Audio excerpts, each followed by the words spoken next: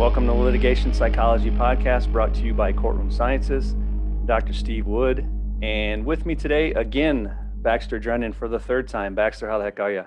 Man, I'm great. Happy to be on. I'm hoping for a hat trick, swag, or something from the good folks at Courtroom Sciences.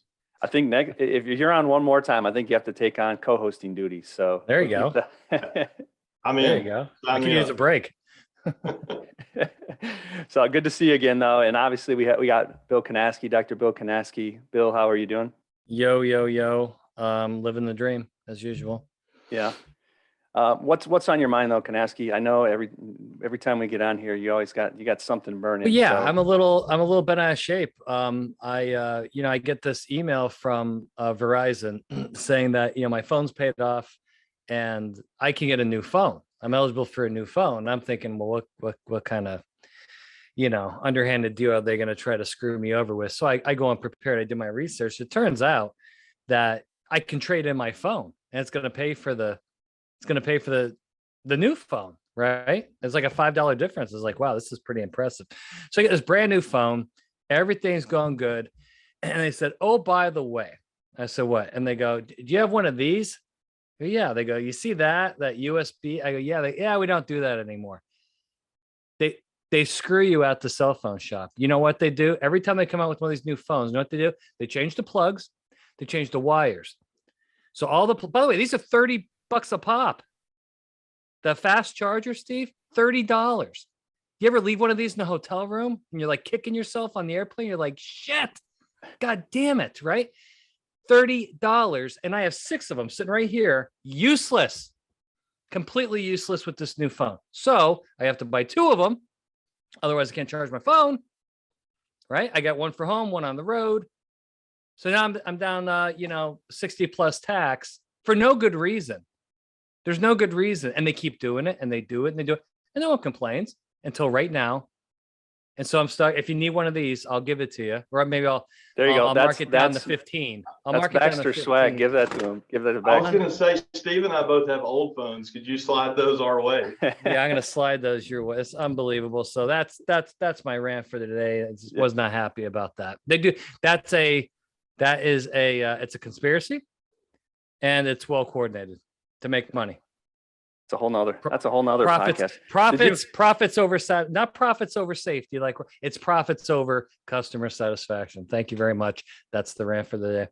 With the way you're sounding, did you get a flip phone? I did not get a flip phone, Steve. I got the regular, and I went Samsung. Samsung is the only way to go. Android. Anybody else? Sorry, I don't want to FaceTime you. So that's probably why I have this. No, you can't FaceTime me. Love it. All right. So speaking of, FaceTime. Never mind. I don't need his chargers now. I only have Apple. Don't set them off. So kind of the why I brought on Baxter and why I have you, Bill, on the podcast is this kind of topic that we're going to talk about today has grown out of conversations, really multiple conversations that Baxter and I have had about this concept of, saying it depends or some variation of it depends. When you get asked these tough questions, the reptile theory questions, the generalized ones that opposing counsel wants you to say yes or no to when the answer is not really yes or no. And, it can cause some heartburn, I know, on some attorneys to hear that or for them to hear that their witnesses should say it depends. But I guess really, Bill, I want to kick it to you kind of from a psychological standpoint about why it depends is appropriate and why you wouldn't want to do something other than that. Yeah, three things. So first of all, it's often the truthful answer, right? I mean, the witness is taking an oath to tell the truth. And if that's the truthful answer, that's the truthful answer. So that's, you can check that box. It's really hard to get in trouble with that answer particularly at deposition or even a trial. Number 2, and this is where I think some defense attorneys have heartburn, is with any answer, whether it be yes, no, it depends, whatever. If you're giving the same answer over and over and over and over, you do sound like a broken record from a perceptual point of view. So that's why they're various, just like instead of saying yes, you could say, I agree with that, right? Instead of saying I agree with that, you could say, that's a true statement. You're saying the same thing. With it depends, right? It depends on the situation, depends on the full set of circumstances. Here's my favorite. That's not necessarily true in all situations. Bam. It's the same answer, Steve. And it's highly effective and it's truthful. Sometimes that's the case. Sometimes that's true, right? Not always. In some circumstances, there are many variations of that answer, and they're all the truthful answer, assuming that the question is, a general, usually hypothetical question that is an incomplete hypothetical by design to lock the witness into a inflexible position, right? So we got truthfulness, we have the different variations, but third and most importantly, I'm going right to it. I'm going right to the topic you don't want me to go to, is if they start pivoting away, right? They start pivoting away, right? And they start explaining. The problem here is we want to maximize, we want the witness to this is what we want to maximize cognition. Okay, we want to maximize cognition, which means you got your question. Then we're going to have what we call forcing cognition, a 2 to 5 second pause to maximize cognition, right? And then the statistical odds of that answer being accurate are very, very, very, very high. Once you start jumping into explanation, right, you've quadrupled the length of your answer and you've cut your cognition in half. Let me repeat that. You've quadrupled the length of your answer. Maybe you've multiplied it by a factor of 10 if you're one of those, I want to give a 35, 40 second answer. And you've only used your brain for a second and a half, right? So those are the 3 reasons why that answer, but just the cognition is so important. And where witnesses get into a lot of trouble with these longer explanations is then the answer gets naturally disorganized.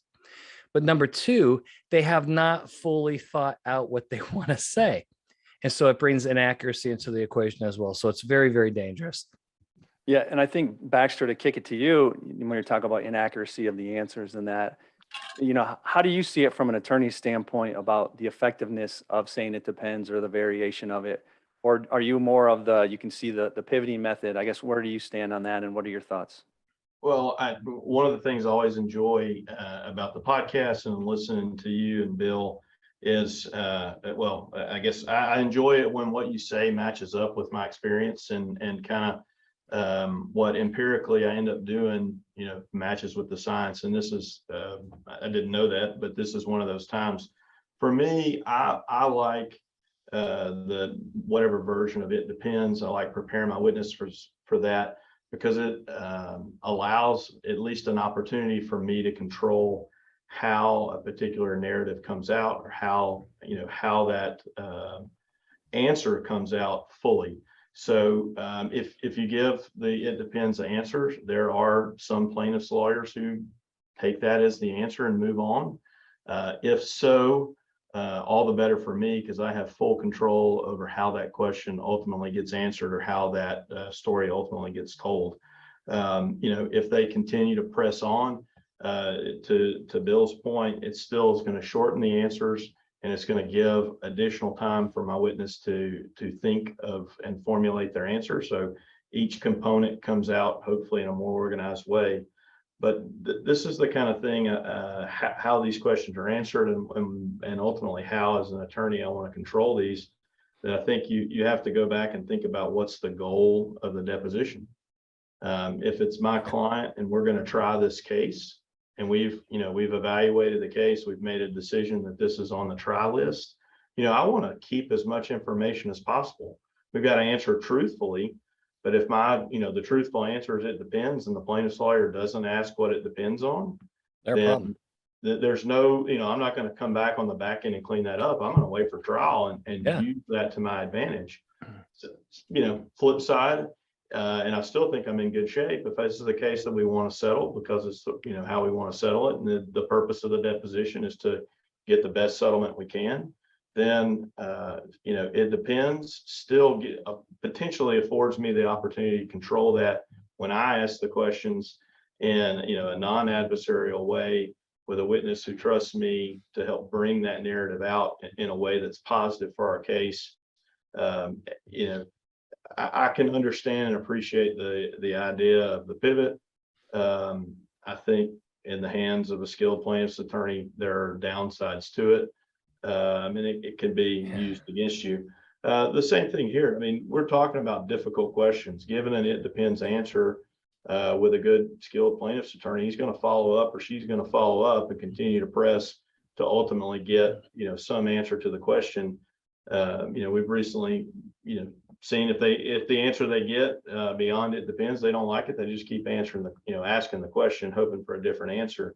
But, you know, with the pivot and the full explanation, I lose all control at the moment the witness, you know, as the lawyer, the moment the witness opens her mouth with, you know, an it depends type answer. Again, if it's truthful, it gives me an opportunity to have some control over how that comes out as an attorney. I think that's a good point. And, you know, Bill, as far as the truthfulness, I think one of the issues that people always have with the it depends is the witness looks dodgy. The witness looks like they're not trying to tell the truth. But to your point, you're saying that the it depends is actually the truthful answer. It's not the witness's fault that opposing counsel is not following up to ask them what it depends on, right? Absolutely. And here's the rule. A witness only looks like they're evasive if they're behaving evasively. There's ways to say this in a very articulate way that are very convincing. And again, they're truthful answers. Now, my favorite is, and this is absolutely my favorite, the follow-up question of what does it depend on? Right? That's a trap question because you cannot answer that question. That's a tell me everything question. And that's the type of question that we train our witnesses for. So it's impossible to answer that question. So the only appropriate response, and this is typically what shuts it down, is what does it depend on? It depends on everything. I'd have to be in that specific situation to tell you what would be appropriate. I'd need to be in that circumstance. We do this in med mal cases all the time. Well, doctor, you have this patient, right? And they have symptoms X, Y, and Z. So that means you need to order this particular test. Well, that really depends on the clinical circumstances. Follow up. Well, I just gave you the clinical circumstances. Answer, well, no, you didn't. You gave me 3 factors. Okay, well, what more do you need to know to answer my question? I'd have to assess that patient personally. Then I'd tell you what test I'd order. What juror's not going to like that? That's what I want my doctor doing, right? But that applies to any claim. That applies to any cause of action. So, but again, the witness has to be trained in this. This is a chess match.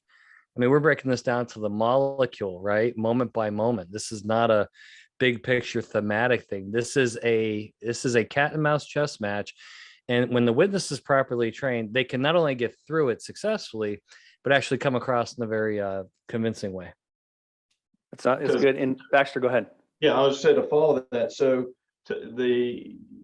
one of the things we're trying to do too is limit what of these questions ultimately get in a trial.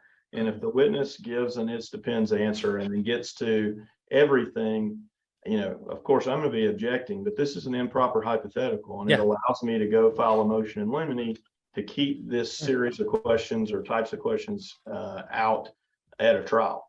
And if we don't, if you answer it in such a way as, well, I do have all the information, I can just answer his question, that's going to, at the very least, hurt, but more likely kill my opportunity to have a motion in limine granted on that particular line of questions.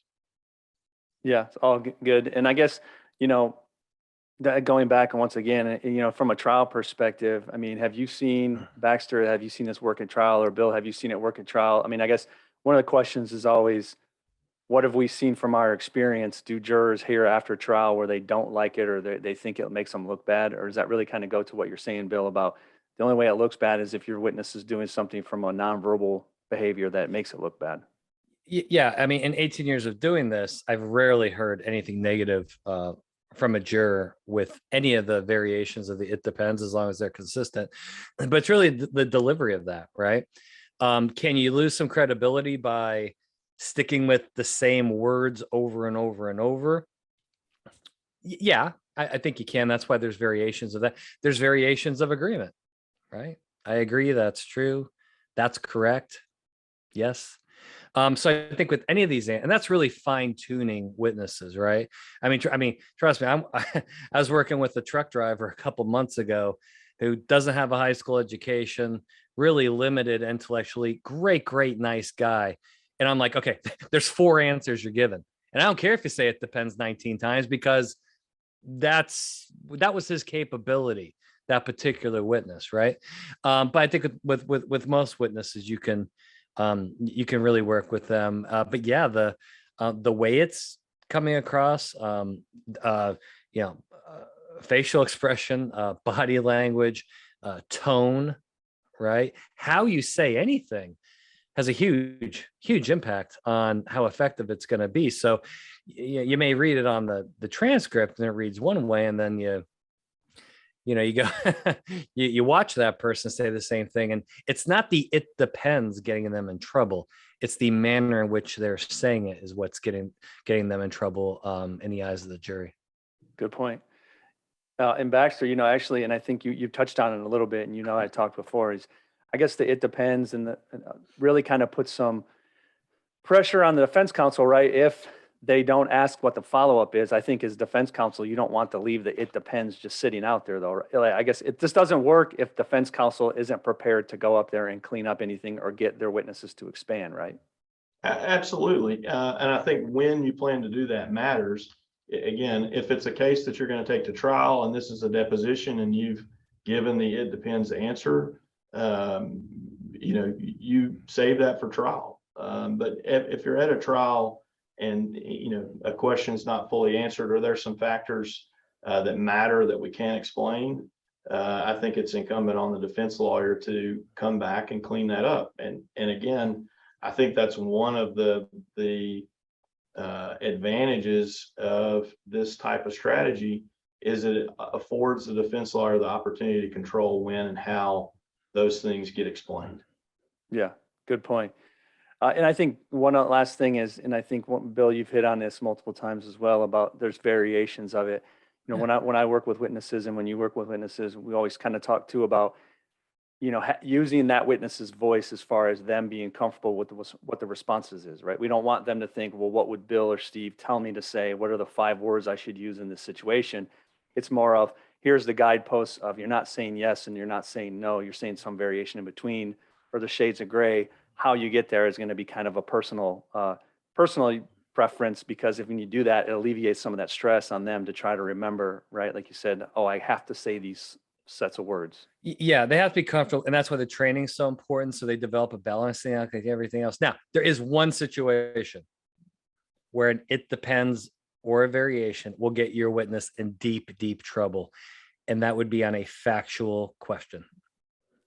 Okay, that's yeah. Isn't it true? Isn't it true? At 2:00, in this medical record, you ordered this test. Isn't that true, doctor? Well, it depends. Well, no. It depends isn't going to work on factual questions. And so that would be the real, that would hurt. But with those hypothetical questions, it's very appropriate. The other area, which is more obvious, where an "it depends" is going to create havoc, okay, would be what we call the money question or the blame question, right? Isn't it true at trucking company A, B, and C? You'd agree with me, ma'am or sir, that your hiring practices are woefully inaccurate, or they're woefully inadequate, right? They're insufficient. The way you hire people is careless, it's reckless, and you end up with bad employees. Isn't that true? It depends. No. The answer is no. Yeah. So the 2 ways you're going to get in trouble strategically, it depends. If it's a factual question, because the factual question has to be yes or no. But then if it's some sort of accusation / blame question, the "it depends" is real trouble, because the answers to whether it be standard of care questions or negligence questions, it has to be, it really has to be a hard no, because any any skillful cross-examiner, if you give them an inch, just a centimeter, they're going to drive a truck through it. And so there needs to be really hard answers on those factual and blame questions. But when it starts getting into the generalized hypothetical, the reptile questions, if you start giving those absolute answers, that's you're going right into the jaws of the monster. Yeah, and we weren't I wasn't planning to talk about it, but I think you bring up a good point, that I wanted to talk to Baxter about. When you talk about not saying it depends to factual things, obviously there's times in Baxter, we talk about eating the bad facts where you want your witnesses, no matter how bad it sounds or if it's factually correct, they need to say yes, right? And that's where pivoting, you wouldn't want to pivot. So the pivoting comes in, yeah. Yeah, and I think that's, is there more than one strategy to answering factual questions? You tell the truth. And again, if there's some elaboration that needs to come from that, if the plaintiff's lawyer doesn't follow up, that's our job, is to know, as a defense lawyer, that's our job, to know the facts well enough, to know the issues well enough. If there needs to be additional explanation with that fact, that we come back and do it. In my opinion, not just answering the question we hope they ask. But yeah, let me tell you a recent story about pivoting. In this case, is going to trial in August in North Carolina.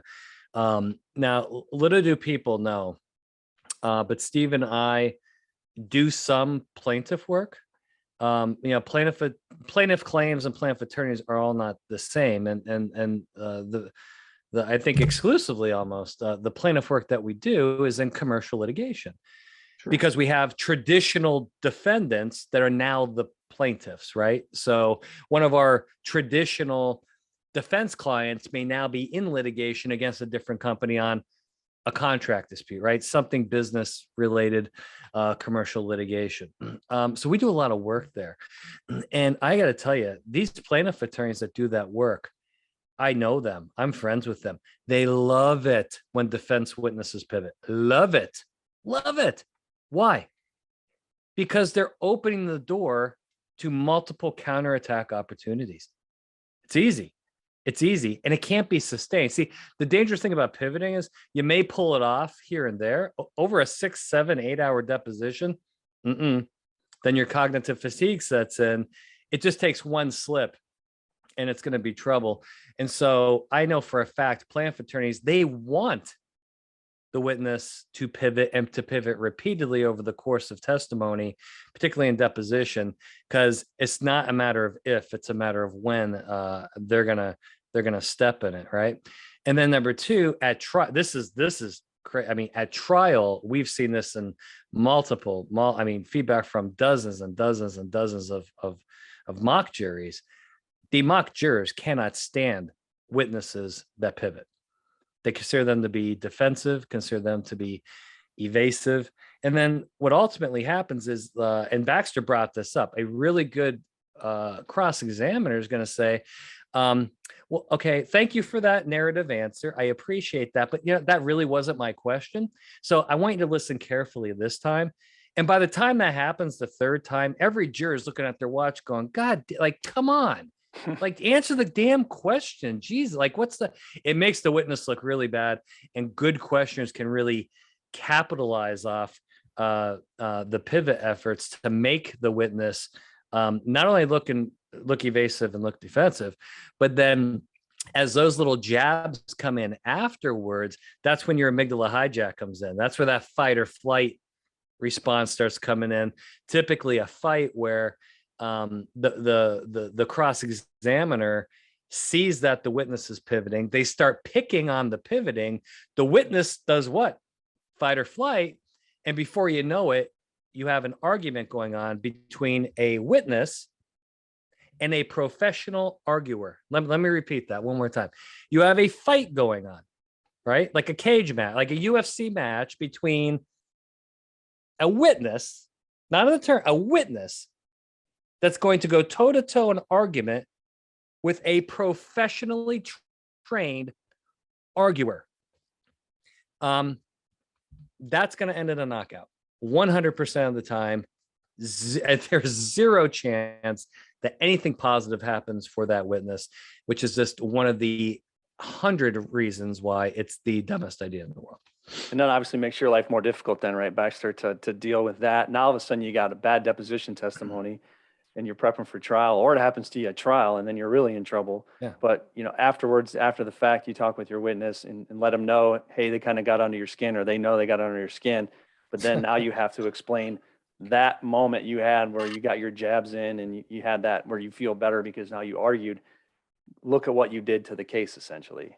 Yeah, I mean, people expect lawyers to argue. They don't expect witnesses to. Jurors don't get. I've never seen them like it.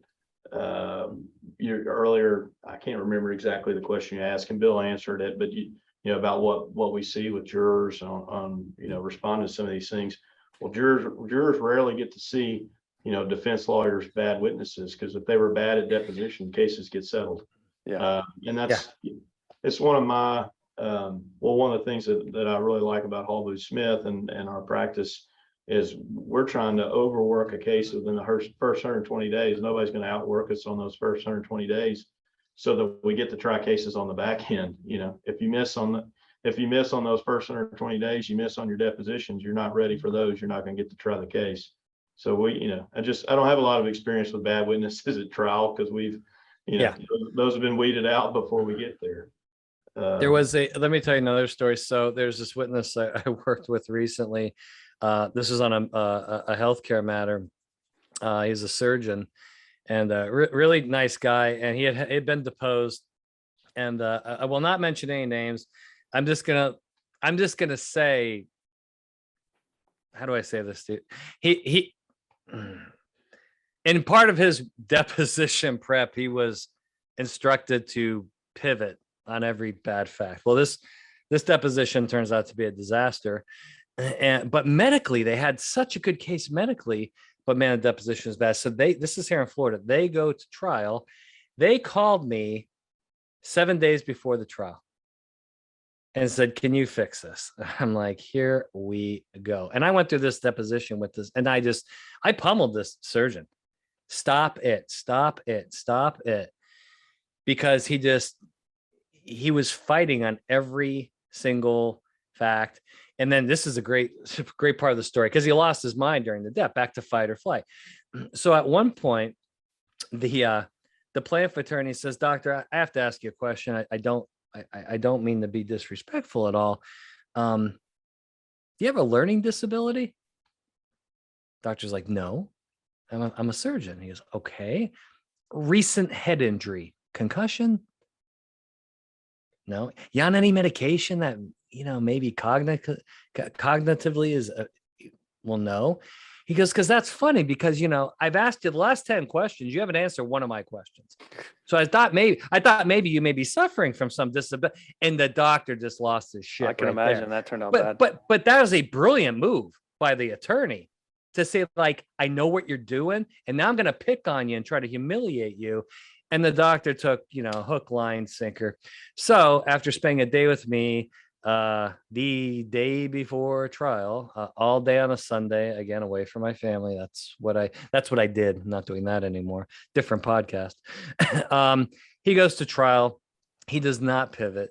He utilizes all the skills that many of them that we've discussed today, and he wins going away. I think the jury was out like an hour and 15 minutes and comes back with a defense verdict. And they interviewed the jurors afterwards. "Oh, we loved him.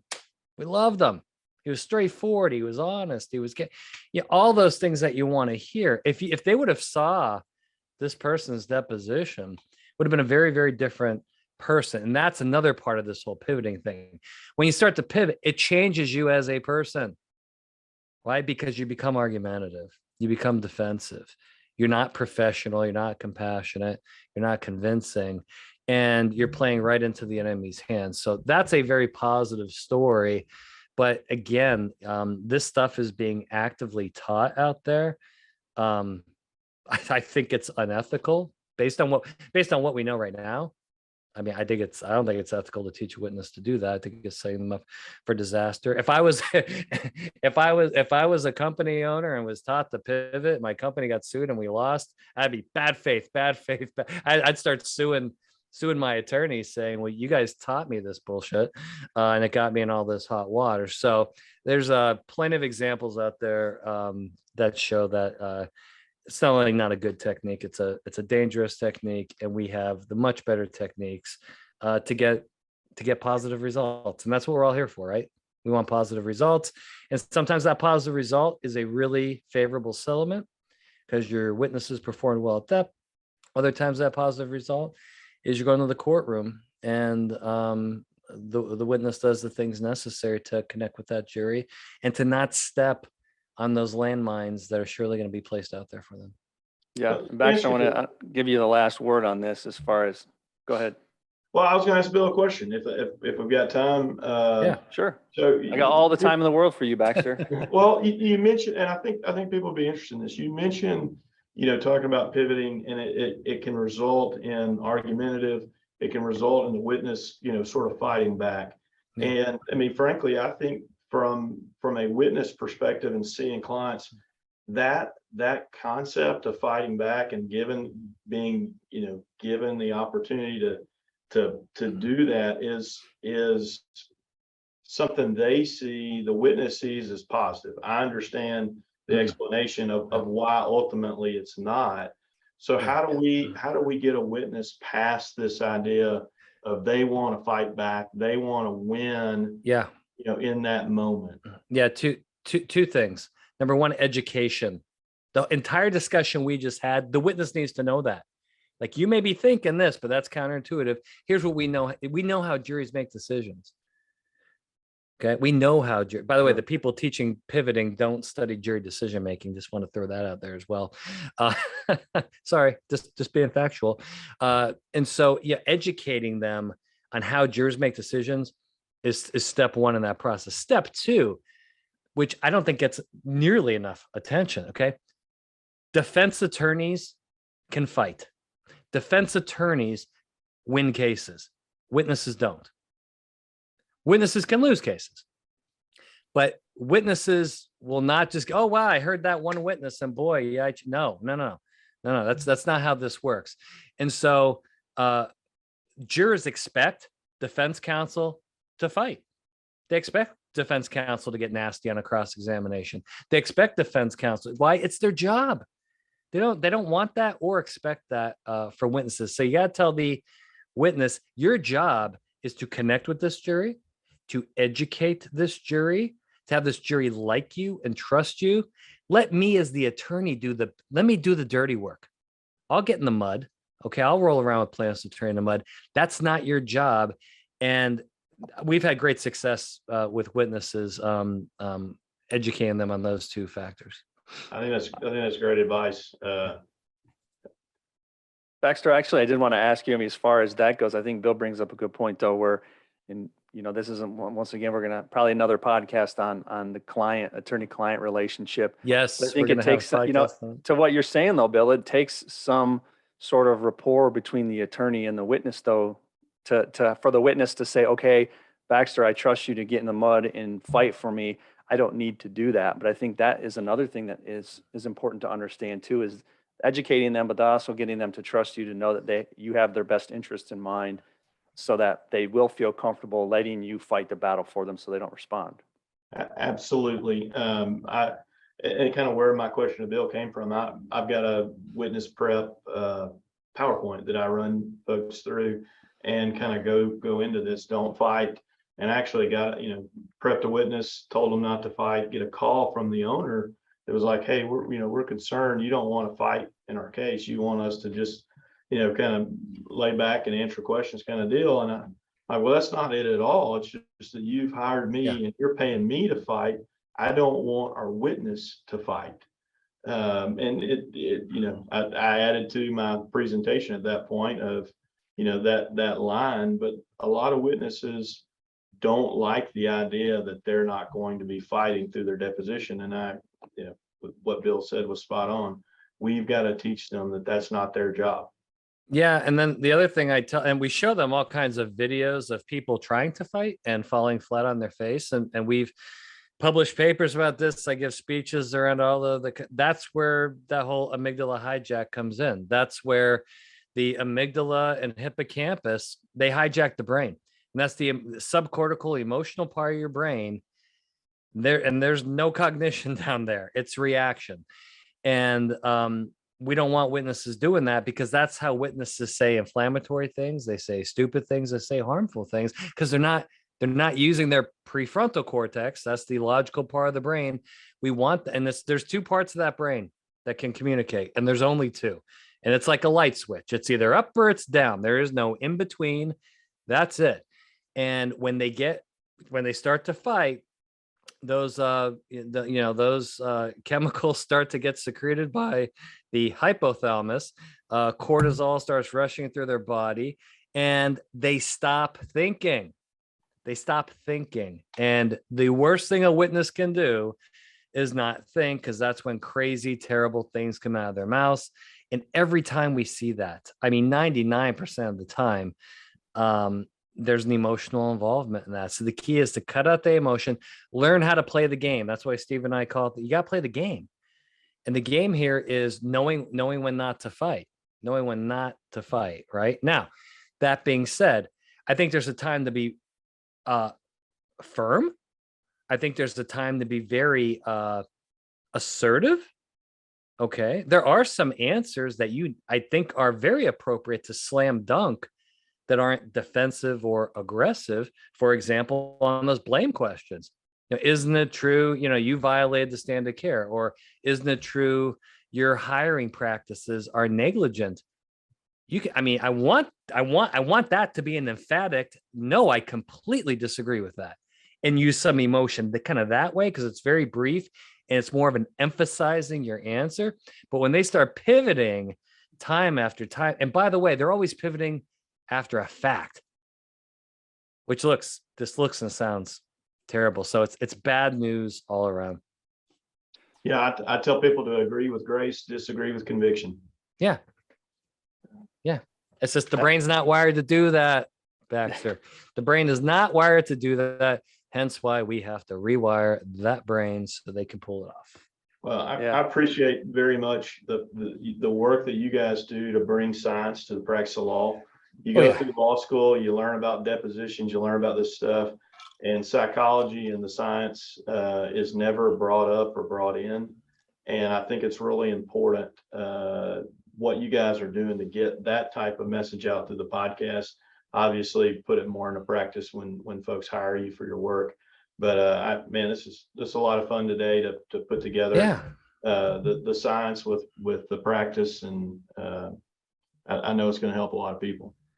I need a faculty position. I'm sorry, because I give guest lectures at law schools, and I went to Pepperdine. I've been to Pepperdine twice to give. By the way, have you been to Pepperdine's campus? Terrible place to have to go. I'm sorry. Holy shit!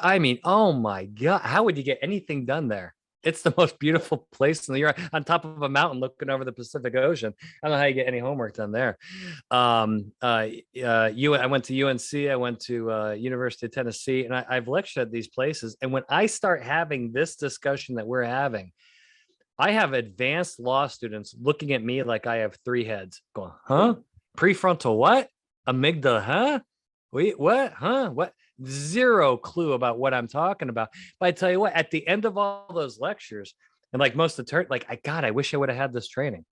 I wish I would have known that, because I would have done things a heck of a lot different. So I don't know, Steve, maybe you and I need to get like some type of traveling faculty thing going on, where we go to law schools, and then. Sounds good. Let's do it. We'd love to have you at the University of Arkansas at the school. I would be happy to come to Fayetteville, and happy to do that if you want to throw my name out there. Now, the fact that I spoke at Tennessee, they may not be happy with that, but I didn't buy any Tennessee gear or anything. I'd never wear orange in Fayetteville, so you don't have to worry about that. Yeah. Their baseball team didn't make the College World Series. We're okay. Yeah. There you go.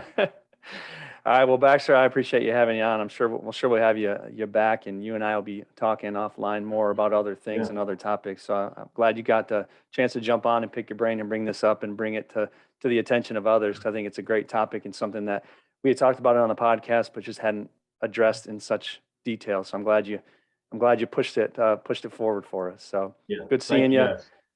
Bill, Thanks. Always good seeing you too. This has See been you next another time. edition of the Litigation Psychology Podcast brought to you by Courtroom Sciences. Sit.